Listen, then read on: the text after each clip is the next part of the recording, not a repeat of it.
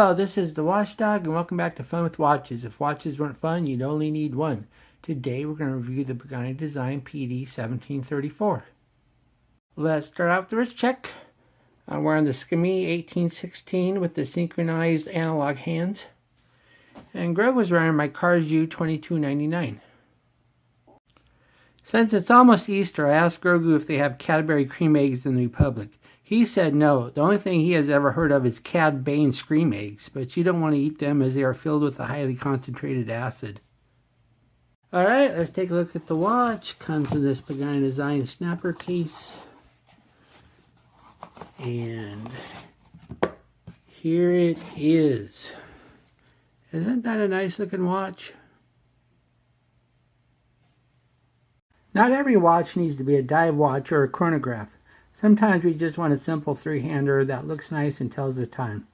Also, as watch enthusiasts that own many watches, we don't want them all to be mechanical because that means setting them every time we decide to wear it.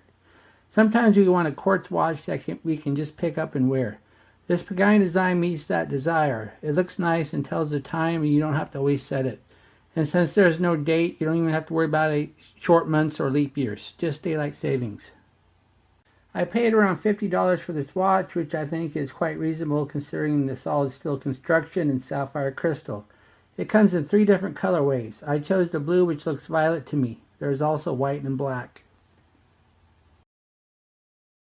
The watch is 37.8 millimeters at the bezel, 45 millimeters lug to lug with inverted end links. It's 11.9 millimeters thick, but a lot of it is this box crystal. Has a 20 millimeter lug width and weighs 112 grams on the supplied bracelet with 2 links removed. As you can see, the bezel's a smooth bezel and it's brushed. And then we have the dial, which is a meteor dial. I don't know if these cheap homage watches or cheap Chinese watches have real meteor in their meteor dials or not, or if it's just some kind of pattern. I guess there's no way of really knowing. So I'm just going to assume it's real meteor. Then we have the Pagani Design name and logo up top. And then it says water resistant 100 meters on the bottom. 100 meters is plenty for a non-dive style watch. And then we have baton indices with a double at the 12. These indices are not loomed. And then we have doffing hands that are loomed, but as you can see, they're a really tiny strip of loom on each one, so they're not really loomed that well. And then we have the ticking second hand that has no loom or counterbalance or anything. But since this has a VH31 movement, it ticks 4 times a second for a fairly smooth sweep. And the best part about that is you don't have to worry about the second hand being misaligned, which is a common complaint about quartz watches. There is no date on this watch because it's a VH31, and a VH31 does not have a date.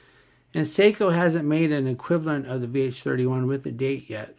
I wonder why they don't do that. You think that would be a good idea. I kind of prefer date to no date because I do a lot of the grocery shopping and I like to see how fresh the produce is.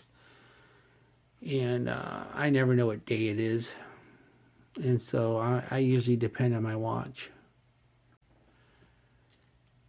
We have a screw down crown that's signed. The thread action is really good. It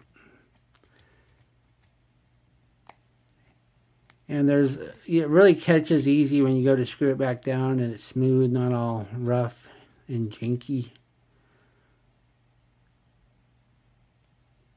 And then we have a dome box crystal, and this is sapphire. I tested it just to make sure they weren't fibbing, because sometimes these cheaper Chinese companies tell fibs now and then, but no, it's sapphire. It's a really nice looking crystal. Really sticks up.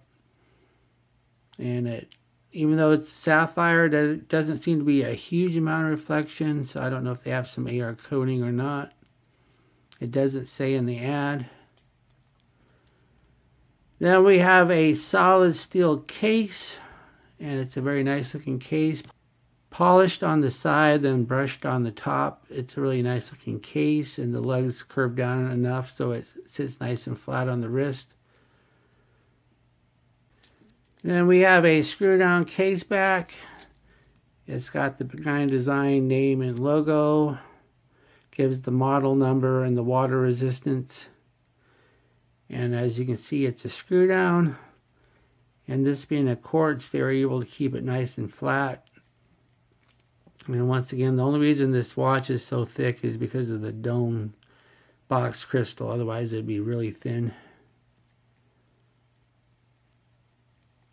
Then underneath the case back is the VH31 movement. This is a quartz movement that ticks 4 times a second. So it gives you a fairly smooth sweep. And once again, the important thing is you don't have to worry about the second hand being misaligned, which is always a plus there. The only downside, like I said, about this movement is there is no date. And there is no Seiko equivalent with a date. So if you went to 4 ticks a second, you cannot have a date. The bracelet is solid steel, has solid end links, and they're inverted, so that helps it wear nice and flat on your wrist. And it helps for people with smaller wrist, although this is only a 38mm watch, so it's not... You wouldn't struggle if it had protruding end links, but it's always nice to have inverted. Then we have an oyster style bracelet where everything's brushed, there's no polishing. And then we have screw pin adjusters. I'm not a big fan of screw pin adjusters because I lost 2 pins on this watch. And I only found 1, so I'm missing a screw pin. So I got a set of screw pins somewhere, and hopefully I can find a match. Otherwise, I'm going to have to find another screw pin when I sell this thing. Then we have a clasp that's milled lower, pressed upper. These clasps are pretty common. It's very rare though for a Pagani Design. They usually either have one that looks like a Rolex, or they have another one that they use on their Omega clones. That's really different than this, but these are fine. They work nice. They work well.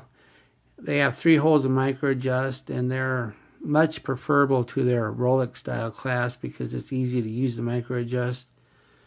And there's no diver extension, of course, because this is not a dive style watch and you wouldn't want one on it anyway.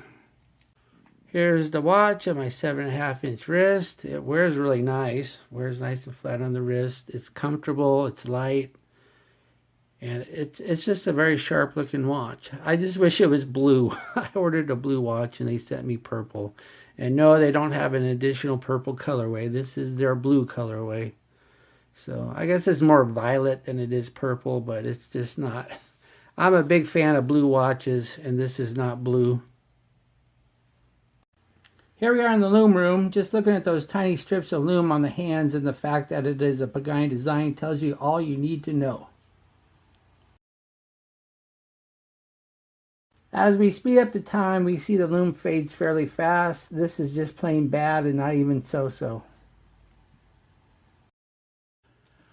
What do I like about this watch? Well, I really like the looks of it. It's a very nice looking watch. I like the wearability. It really wears nice. I like the fact that it has a VH31 with the smooth sweep, and the fact you don't have to worry about second-hand alignment. And I like the fact it has inverted end links. What are my gripes and groans? Well, lousy loom. And the dial is more violet than it is blue. And other than that, I really can't think of anything wrong with this watch. I really like it. Do I recommend this watch? Sure, this watch is great. Stunning looks and really comfortable. Solid steel and VH31 movement for $50. How can you go wrong? But if you don't like violet, you better get the black or the white one. Well, thank you for watching the review of my Pagani Design PD1734, and I will be back with an unboxing. I just got 3 watches from AliExpress today, so it's going to be a really good one. Be sure and like and subscribe to my channel. Bye.